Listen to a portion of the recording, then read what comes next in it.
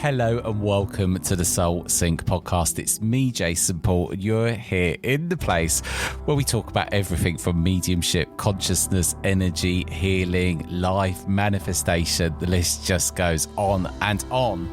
Now, in today's episode, I'm talking to Carolin Rathbun, and she is a channel that channels a collective of spirits through her. She never set out to be a channel, but that is what she is. And we have a very fascinating conversation where we cover so many different topics. We talk about getting out of your own way, and it's something, overthinking, that has honestly been one of the big things that I've had to overcome in my mediumship, because overthinking really does block connection and the mind interferes with intuitive flow. Just recently, I had a good friend of mine, Nicola, who walked me through an exercise of how you can get the ego to quieten down using a hypothetical thing called surrender juice. But my friend Nicola's on very soon, so we'll talk about that with her then, but that's a whole other story.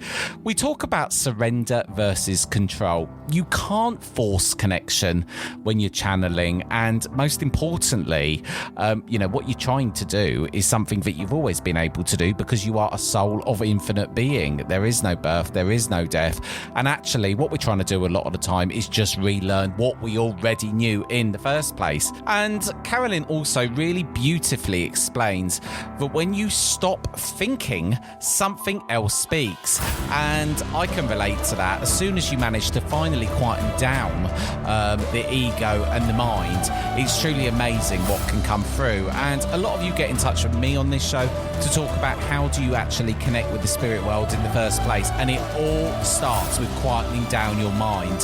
So this is a really interesting conversation, because Carolin and I really dig deep on what it means, what it really means to become a clear channel, and the role trust plays. Trust is going to be a big theme in this new season 8 of the Soul Sync, because it's one of the things that I am really trying to work on, is my trust of the spirit world.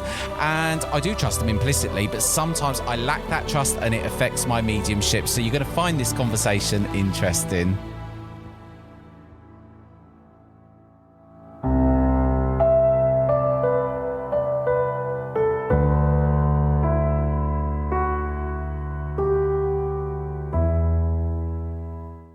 Carolin Rathbun, welcome to the Soul Sync podcast. Thank you so much, Jason. I'm so happy to be here with you.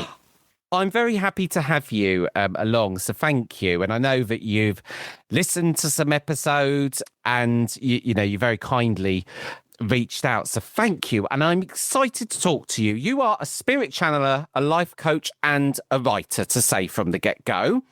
That's correct. Perfect.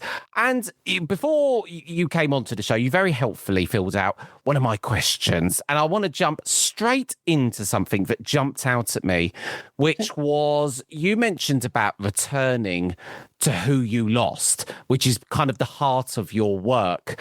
And when you say, people are returning back to who they lost, who did they lose? You lost your true self, like the Buddhists call it, your original face, who you came in with, who you were born to be. And as we grow, you lose your connection with that. You try to mold yourself into what you think you should be, how to please people. You might take a job that you think you should have versus what you really want to have. But, it starts in childhood. We just start to stop trusting our inner guidance and follow the directions of our loved ones in our life, who are, with all good meaning, are trying to guide us in the way they think will help us. But we lose touch with that essence of who we were born to be. So my work brings you back in touch with that inner voice, that inner wisdom, that inner guidance that we all have. And most of us either can't hear it, and if you can hear it, don't trust it. So it's bringing you back into who you really are and who you were born to be, and that's in a nutshell. It is, isn't it? Because we come down here, we're born through some etheric cord, I believe, and with this bundle of light, we're connected, very much to that source energy. And, you know, as you rightly explained, we go through our lives and we get told as a child, you know, you must do this to be rewarded. This is bad behavior and you've got to live to this society norm. And, you know, don't be strange or you'll get bullied. Don't start saying about your imaginary friend, you know, so we do lose that. And, you know, I think it kind of, you know, I think for me, I felt that sort of kicked in. I think it comes around 8, 7, you know, around that age, you really start to, you know, we'll have to learn how to fit in and wear our spacesuit, as Ramdas says. So how did you, you know, come about into this world then? How did this all get started for you? Well, I just want to touch on something you just touched on too, is like 6, 7, you know, 5, 6, 7 is kind of the age we really start to lose that connection because we're starting school and we're, you know, not to say, you know, school isn't a good thing, but you're put into a room where you're taught to conform and to be good and be quiet and, you know, act a certain way and that sort of thing. So it comes at us from all sorts of areas.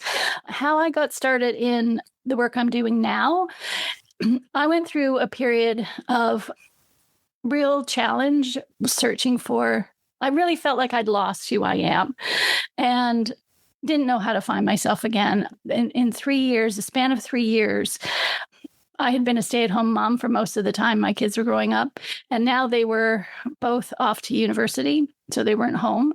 I was still a mom, but I was certainly not a mom in the same way. They're not coming home every day. I'm not, you know, doing things with them. But I can imagine that's harder in some ways, isn't it? Because you want to, you know, you've sort of left the flock of the home and they're out of your sight. And I imagine that, you know, I don't have children, but I can't imagine how anxiety provoking that must also be. Right. So a mom was who I really identified with and really tried hard to be a good mom. And that was, if you were to say, you know, if you could name one thing that you are, a mom would be what it was. And now all of a sudden my kids are gone. And so does that mean I'm not a mom anymore? Or how do I become a mom in this way? How do you parent adult children? And so that happened. My marriage ended, 25-year marriage ended. And so this is in a 3-year span. And my mother had Alzheimer's and she was at a point where she no longer knew me. And then my father passed away. So, oh my goodness. Yeah. So that's like an awful period, isn't it? It's an awful period. But I see it now as this transformation period because it was all these roles that I thought that I identified with: mom, wife, daughter. Those were the 3 things that I considered me. They were all gone or changed. So I was left thinking, who am I? What is my purpose? Why am I here? And I really went on this deep searching for, like, what's next? I wanted to do something that I loved. I wanted to find myself again. And so I had always kind of dabbled with meditation since I was probably about 16. I found a book in the library about meditation. And meditation when I was 16 was not something like it is now, well known. It was something you hid. You didn't talk about it if you dated.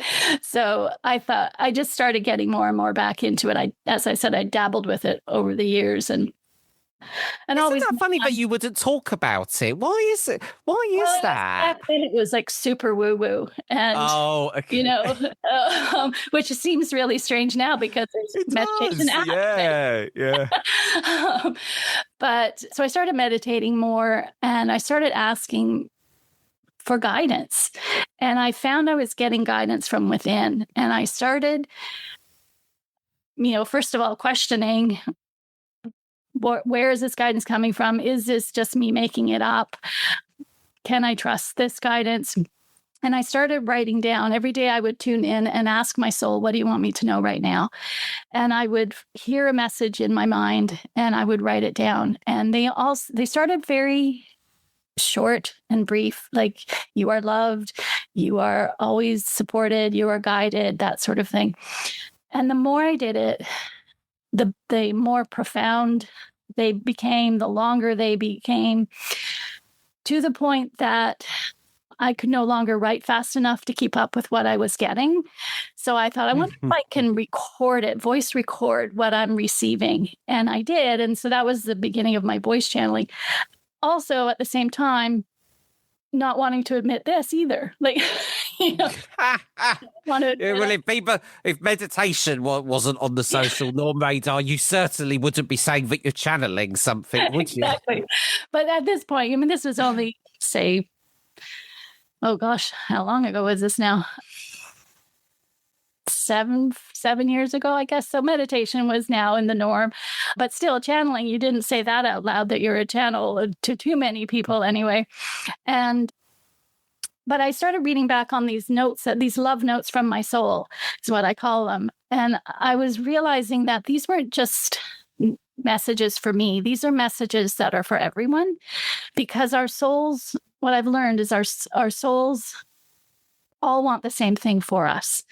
They all guide us, and they all want us to be who we are, to be loved, to enjoy our lives. And our individual souls know how we hold ourselves back. They know what we want. They know how we get in our own way. They know what we think about ourselves. And so, well, they've had many, many, many, many lives. Yes. You know. But us in this life, they know how we're holding ourselves back right now. They know what we really want, and they know how we're getting in our own way. So our souls can give us individual guidance, but also what I channel now is called the Soul Collective. So it's all of our souls are giving us messages all the time. So I'm channeling what all of our souls want us to know right now to help us in whatever situation. So you're using the collective consciousness of all souls. All souls, yes. To bring through. So do you believe that is what's coming through you is a collective of every soul in existence? Yes. Alive today on the planet, giving us guidance for how to move forward in our lives. Because there's this great awakening on our planet, as you know, I'm sure, of becoming more conscious, and they're helping us realize that we have this guidance within us that we can trust. There's higher guidance, which is what I'm channeling. It's within us, but higher guidance too is kind of hard to explain, but do you understand what I mean? Like we're channeling the higher guidance, but it's coming from our desire, our soul's desire. Yeah, I just think it's fascinating that that's even possible. You know, I sometimes think to myself with these things, you know, even with the spirit world, that you can send a thought and it's instantly received. And, you know, when I go to sit in the power, the presence, whatever, I can sit there and instantly there's someone there, you know, and I just think these things just absolutely fascinate me. How did you know that it was... how did you come to know that it was the collective and, you know, that it was what it is? I asked. Okay, very, very simple then, yes. At first I was thinking, you know, what am I channeling? And at first I was kind of getting, well, because it's similar to what Esther Hicks might channel with Abraham. And so is this Abraham? And yes, we are, you know, that. And then, well, what do I call you? And they said the Soul Collective. And it feels to me like it is personal. So I can channel for an individual, and it's what their soul is wanting them to know to help them over a specific challenge or to help them move toward something that they're wanting, but they're getting in their own way. But I can also channel general message for all of us. So it brings sort of clarity. It brings you back into your truth. It helps you get out of your head and into your heart. It's basically what it does.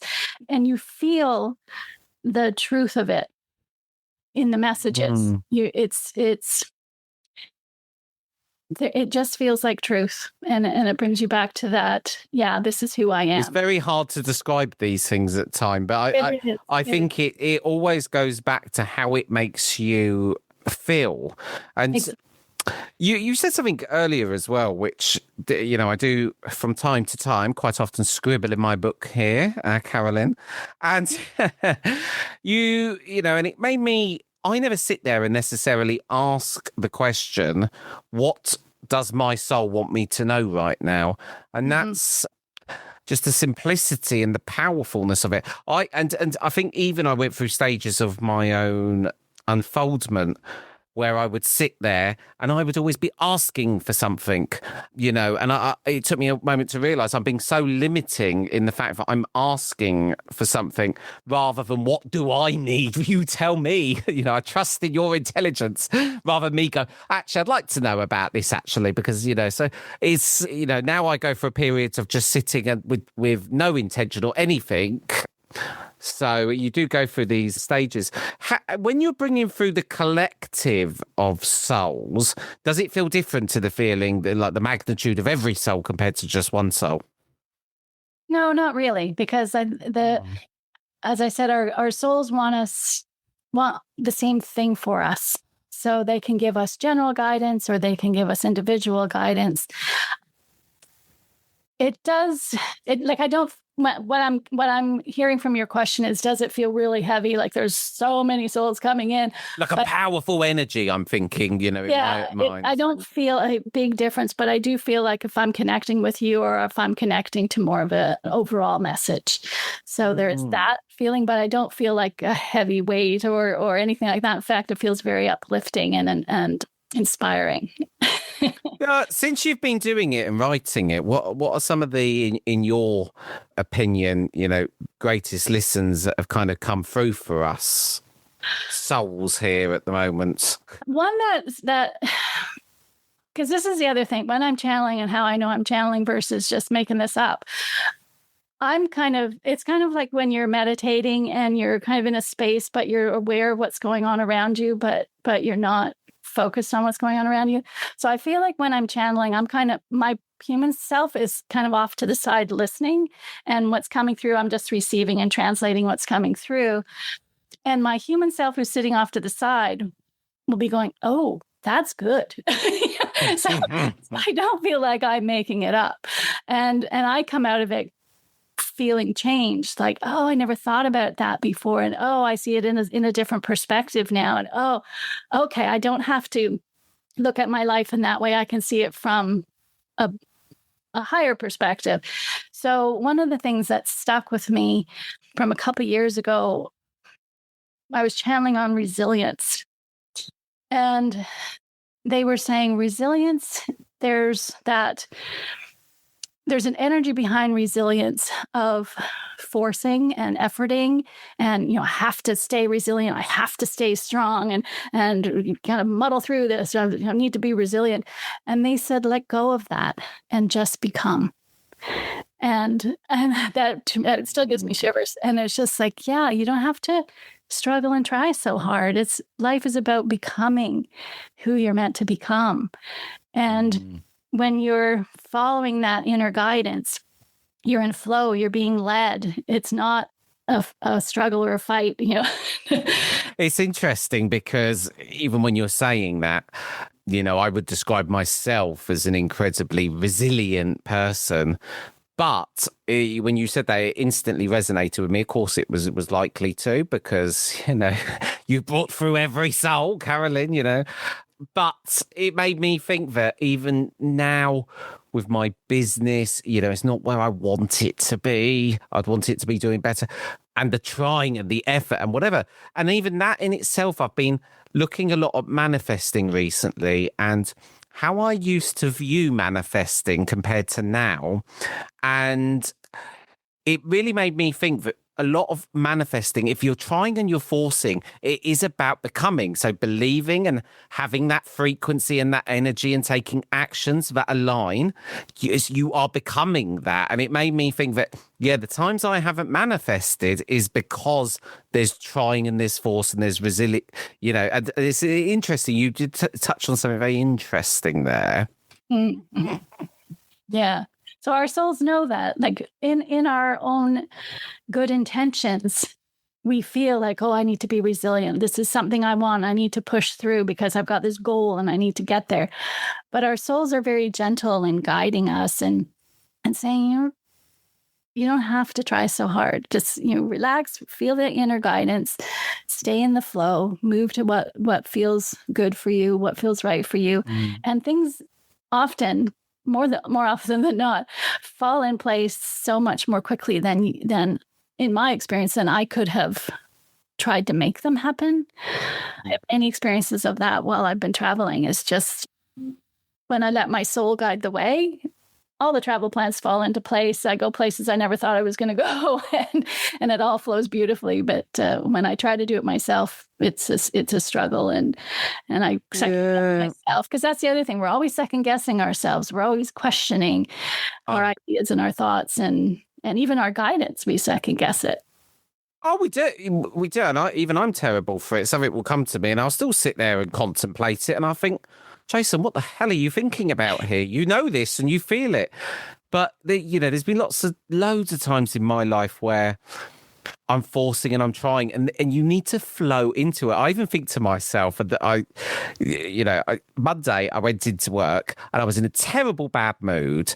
And in the start of the day, I didn't want to be there. It's a Monday. I wasn't feeling good. And the whole day then unfolded and was awful and went on and went on. And I said Tuesday, right, you need to get out of this now. You're being negative. Start the day off saying, right, let's walk in with a smile. And everything goes positively and then it glides. And even, we can be, I think we can be terrible in life when we, there's a job we don't want to do and we put it off and we do this, or we talk ourselves out of so much in our own life that's actually beneficial. And I've started adopting at this point in my life. Who is it who says it? I think it's the lady with the big glasses. Oh, Mel Robbins, the 5-second rule. If you're going to do something, just get up with it. So count down from 5, because if you wait any longer than that, you'll start thinking of reasons not to do that thing. Right. I'm digressing, but yes, it's, it all does play in, because, it's a big, so often we try so hard and we just don't wonder why we're not getting anywhere in life. Right. And sometimes it can be the over trying is just creating resistance, and we're tiring ourselves out. We're stressed and, all the things that come with that. So, is there anything else you'd like to share that came through your channeling recently, Carolin? One of my love notes from Love Notes from Your Soul, that I actually share these on my website. People can go and sign up. They get a love note from your soul every day for a year. And one of my favorite ones so those are the actual ones I channeled that first year when I was starting to do this. It was just such a simple one, but it always comes back to me. And it's love yourself enough to love yourself enough. And it's one of those ones that you kind of ponder a little bit more and more. So I think that it sit with you. Love yourself enough to love yourself enough. So what's kind of love that you need right now? And are you loving yourself enough to even give yourself that? And then what's, that next level of enough? So we could be so hard on ourselves, hard. And, I always think that, I've often said, I don't think anyone's ever as hard on ourselves as our own selves are on us. And, even I think to myself how much I'll give myself a hard time at times, oh, Jason, you haven't been to the gym again, and then the feeling bad of just that is what's keeping me from actually doing it. And, I can, be absolutely terrible in some of the ways I go around in my head. And, it stops us and it holds us back from our full potential, Carolin. Exactly. And that's why when we start to tune into that inner guidance, we have that struggle within ourselves of, can I trust that inner guidance? Or, am I making this up, as I was saying? So there's sort of a period of, first you have to be able to hear your inner guidance and get out of your head where all those critical voices are, and move into your heart where I believe your soul speaks loudest from. Your soul speaks to you in all sorts of ways, or your inner guidance or intuition, however you want to call it. Intuition is an inspiration. Those are ways our soul speaks to us. But when we get into our heart, where I feel our soul speaks loudest, I think that's when we start to question again, like, oh, I really want to do this. I've always wanted to do this. But then your head comes in and oh, well, you don't have the money for that. Oh, you don't have the time for that. Oh, you don't have the experience for that. And you'd never do that anyway. You'd give up halfway through and it's like that. So one of the ways you can really differentiate between that voice in your head and the voice in your soul or the voice in your heart is how it speaks to you. So that critical voice, that judgmental voice, that's the voice in your head. That's your ego voice. And the voice in your heart is, and your soul's voice is always loving, always encouraging, always supportive, always guiding you. And I can also, early on in my exploration of awakening, is learning to tune into the energy that you feel in your body. And are you feeling pulled towards something, which is kind of your soul's guidance pulling you towards something? Well, I really feel like I want to do this. Or do you feel like you're being pushed, which is kind of your ego voice going, you should do this, but you're kind of pushing it back against it too. Like, oh, I don't know that I want to. But when you feel like this is something I'm meant to do, you do feel like you're being pulled toward it. So that's something that kind of tune in. There's a real attraction. There's a purpose or a feeling within you. And you said something there that's really valuable as well. How to distinguish the different voices. And you're right, whenever it is that horrible, harsh voice, once you can identify that as well, that is, one of the first things is even recognizing that, actually, because, I didn't realize until someone did a very good experiment with me recently in the summer of last year and told me that all thoughts are fear-based or love-based. And I hadn't really looked at it sort of that bluntly in that sort of category. And I then did an experiment where I had a bracelet on my wrist. Every time I had a fear-based thought, ego thought, move the bracelet to the other wrist. And the action of doing that, and I guess the logic behind it was within 21 days, that is the time it takes to rewire. But, I think what I say to people is be aware of that voice, because I now know when it's ego rubbish. Go away, ego rubbish, even though it's still hard and I still listen to it. Of course I do, because I'm hooked on it. We all are. Tell me more. No, I don't want to hear any more. Go away. But, identifying it and then recognizing it, really is a powerful thing. It is. And I think that step one is really starting to pay attention to these voices in our heads that we're hearing and we're listening to, because we do also hear those, oh, come on, you can do it. And that yearning inside, I really want to do this thing. So like another way you can kind of gauge is how happy are you? Like your soul, when your heart is happy, you're in alignment with your soul. So that's in basic down to the nitty gritty. That's what it comes down to. The happier you are, the more in line you are with your soul. And but all of this stuff is, and you say that it's simple, but all of these things are, we overcomplicate it. We get in our own. Oh God, we get in our own way, we do. In the work you do then, as a life coach, because you're sort of seeing, I guess people, struggling with one thing or another every day. Where do you sort of see that people are holding themselves back the most? Are there kind of common things that you see in people trying to help them on their journey? Yeah. I think it's that distrust of the inner guidance, because we all have it. We all know that there's something that we want. We're afraid to go after it for whatever reason, which is also ego voices. And you're like, okay, well, I feel like I want to do this thing, but what if that's wrong? What if it doesn't work out? And it's that what if that holds us back, that unknown, that fear, the doubt. And it's a process of learning to, first of all, you have to be able to hear your soul guidance and differentiate it from your ego voice. Then it's learning to trust it. And I think that takes time. And And for me too, like still after doing all this and knowing what I know and being able to channel and all that, I know if I'm stuck, I'm not trusting that inner guidance. That I think is the biggest stumbling block to And get. do you know what? Exactly the same thing goes through my mind. I know what I need to do. I'm never in doubt a lot of the time of what I need to do. I question why the hell I'm not doing it. Yes.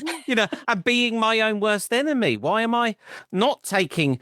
But, that's where the work really starts in challenging. Well, why am I, doing this thing or not doing this thing? And I know myself, I don't need to ever worry about the future, because if I'm living in alignment, everything will be what's meant to be and will be fine. But Right. to have even that level of trust in that can be hard, because we want to control everything in this world. Yes. And the ego brain is bigger, than it is. It's the primitive part is so much larger that you have to really work on that. You do. And I don't know that it's larger because our souls are infinite, but They are. In terms of the logical brain and the primitive brain and the concept of the monkey mind, yes. But yes, I know what you're saying. You are right. Yes. Yeah. The ego mind is very loud. And our souls whisper to us. So we do need to get quiet. We do need to go out in nature and have times where we're more grounded, where we feel more relaxed and at peace, to get ourselves out of our mind, or to meditate, have a hot bath, put on music, whatever, something where you're not thinking about all the things you want to do and have to do and should be doing, but really just allow these messages to come to you. And I think a really great question is, what does my soul want me to know right now? And allow that message to come to you and just receive it. And even if you're questioning it, write it down, read it back to yourself. Does that feel like loving guidance? Because that will help you decide, well, did I just make that up? Is that my ego mind talking to me, or is that my heart or soul talking to me? Does this feel like loving guidance? And sit with it for a little while and try it again. And there's a lot of people, just on that point, because you are bringing up something relevant there. I think if people want to, because a lot of people get in touch with this show all the time about how do you get started with this journey, and if I want to sit in the power, if I want to discover this, the best advice, and I think your question is such a great one, because it's a very open question that's allowing and receiving of everything. So, I think if you're starting on your journey, that is a great place to start, And like you said earlier, when you start sitting, you're going to have every thought coming into your mind, like what you were having for dinner last night. Last night's fish fingers, tomorrow night's lovely dinner out, what you're doing now, then you start scratching your bum, whatever it might be, But it's about quietening that down. And as you said, as you start to go into that,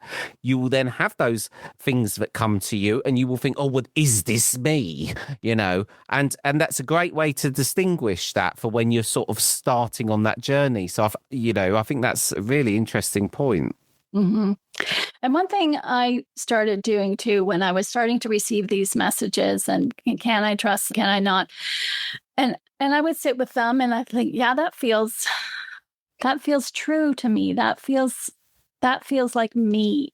And coming back into, I've got two ideas coming at me at the moment. So one is like going back into that inner child where you were so innocent and trusting and feeling like that love that child still is giving you, but also the love that child needs to be brave, to take the next step, because your inner child is still walking with you through life. So as you're trying to do the next big thing in your life, next big goal, your inner child is afraid for you. They remember and as part of your ego too, is you're reminded of all these things that didn't go right, and your inner child is afraid you're going to get hurt again. And so it's kind of having this relationship with your inner child and giving it the love that it needs and bringing your inner child along with you. And that innocence is that original face. This is who you came in as. So if you're sitting with your inner child and thinking, ask your inner child, what does your inner child want me to know? What kind of love can you give me? What kind of love do you need? And the other thing I was thinking of too was when you're beginning to learn to trust your inner guidance, for me, it was very helpful to try to test it out and like, can I actually trust my inner guidance? So I would go for walks and ask my soul to show me something, or I would be walking along and I would just be mindful of what my eye was drawn to. I wasn't looking for anything specific. I was just being mindful of what my eye was drawn to. And when it caught something, I would ask that, what do you want me to know right now? And I would get some sort of a message. And it was really enlightening of these messages I was getting, whether they were coming from my soul or from the thing, I don't know, but doesn't really matter. Because it's this coming back into the trusting of guidance in general, that your soul has a bigger plan than you have, and can you trust the guidance that you're giving? So give yourself chances to kind of test it out a little bit. I can imagine you've had some funny instances of asking those questions. It's a great question. I'm going to start asking that actually. It's a great way to test as well, because so often I was the worst person for this, probably partly because I was a police officer, but I've always been very evidence-based. And even though my own granddad was a medium, I did not come to trust the spirit world easily and all these things. So, I was always looking for signs and whatever, probably to the point of frustration of the universe. Like, how many more does he need? To just slap him in the face with a lorry or something, like how many more signs does one person need to believe? But I can imagine you've had some very interesting experiences happen to you doing that. Yeah. And I'll share something in a minute, but that's what they say, right? If you're listening, you're aware of it when things are smaller. But if you keep going, show me again. I don't know. I don't think that was the sign. Show me again. They're going to get louder. They're going to get more, more difficult, that sort of thing. They are. Lori to smack you in the face, but you want the little tap on the shoulder instead. Oh, it's funny. It's funny. Yeah. But what would you go? Sorry, go on.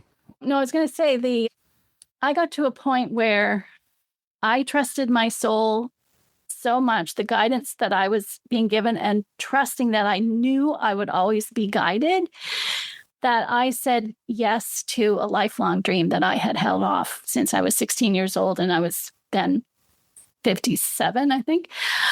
I had always wanted to travel the world and had always had reasons I didn't.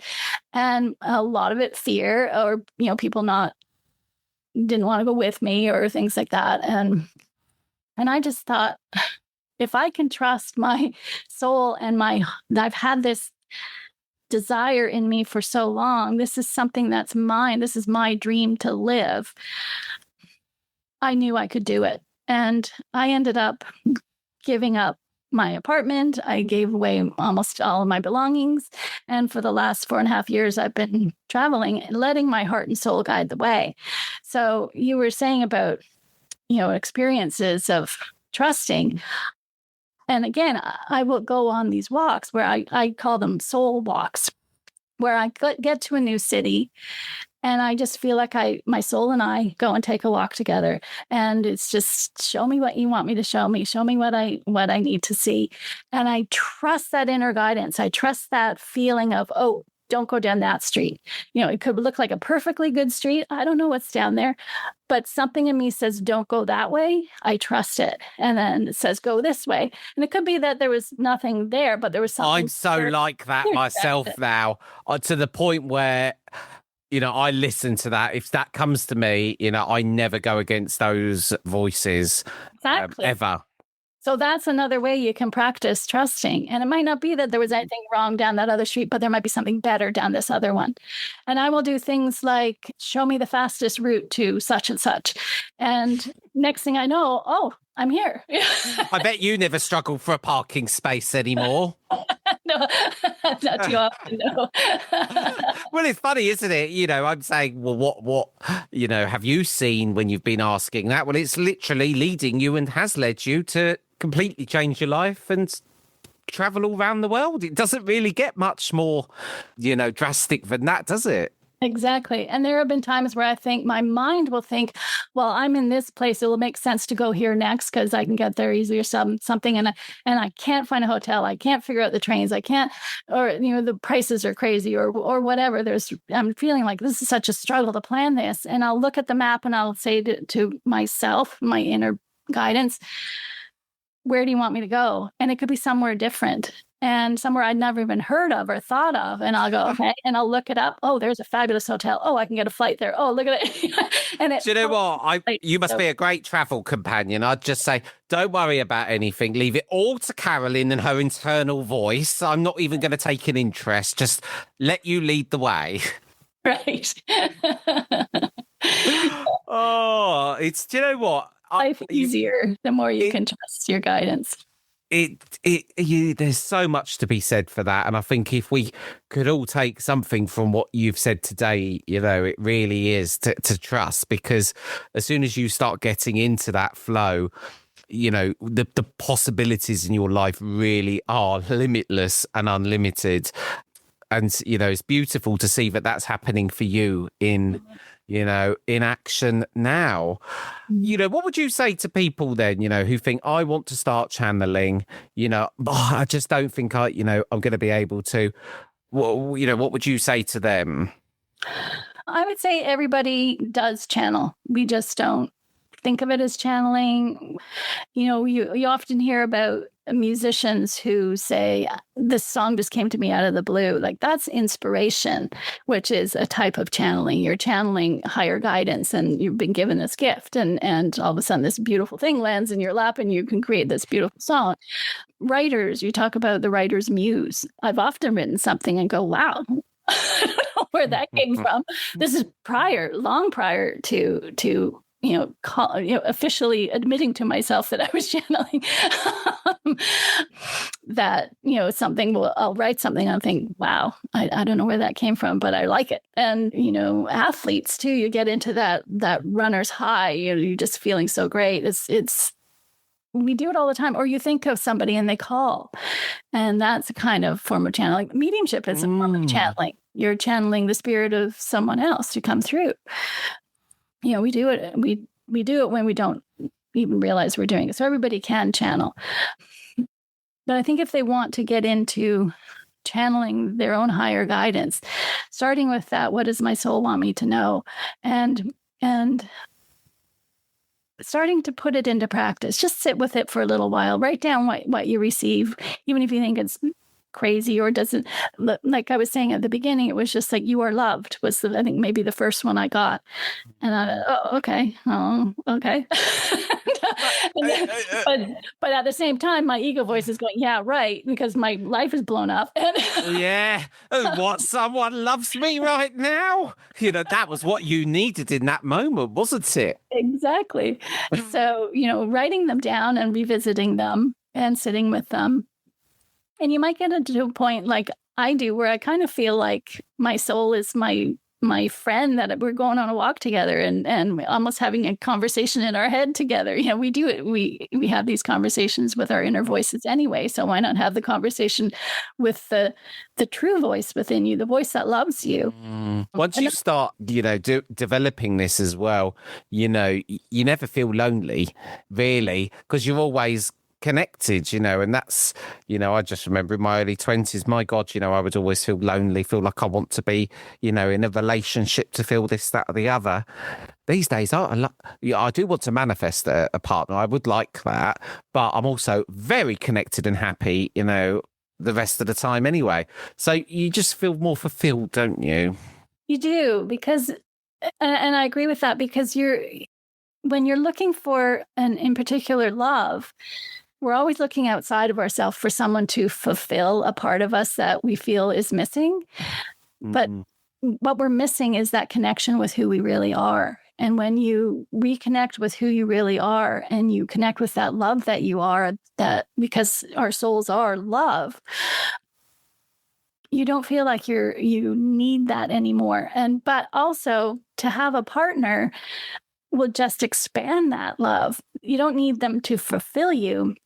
But wow, what an amazing life that would be if you could find someone who also feels that they are fulfilled too, and you go off together and have this, amazing life where you're both enhancing the love that you already are, not the love that you're missing. You're not trying to fill that void. That void is already filled and overflowing. Such wise words, Carolin. Such wise words. You could tell when you're at a certain point in one's life, you've got the battle scars, you come to all these realizations. Do you know what? I think that you have given us so many pearls of wisdom today, but I'm going to ask you, Carolin, for one more, because I'd love for you to leave us on a final thought today, because, it's been beautiful. So thank you. Do us the honor then, Carolin. Okay. Well, first of all, thank you so much for having me today. I've so enjoyed our conversation. But what I want to leave people with is a thought to always keep in your mind. You are greater than you think you are. And I'm going to pull that apart a little bit. And I'm not saying like greater as in a conceited kind of way, but you are naturally great. You, as an infinite being of love, you have this soul inside you that is unlimited. So you are greater than you think you are. And the word think is there because we're in our heads. We're always thinking about our limitations. So right there, when you're thinking about your limitations, already realize that you are greater than you think you are. And realize in the greatness that you are, there is no limitation. So only you are holding yourself back, and your soul knows how you're holding yourself back. Your heart knows when it's fulfilled. So tune into that inner guidance. Always remember you're greater than you think you are, because even as you up level your life, there's more to go.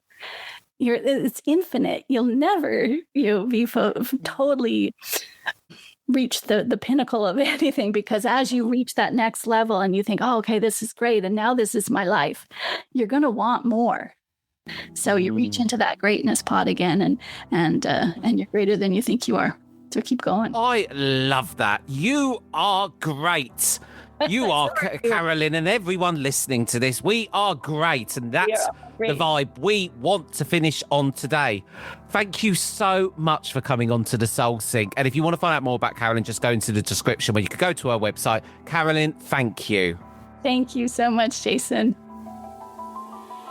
Well, there we go. We are unlimited beings. And I think Carolin puts it so well there. I think so often we can have limiting beliefs. We can have a certain way of thinking. And actually, when you strip it all back, we are a soul. We are literally unlimited beings. And we have so much potential within us. The only thing that really stops us is our own human mind. And that's something that I've learned along this journey. I know that at times when I'm wanting to achieve something in my life, the only thing holding me back is me. So don't dream small, Soul Sync, dream big. Well, that was my lovely conversation with Carolin Rathbun. It's lovely to be back with you, my darlings. And until next time, lots and lots of love.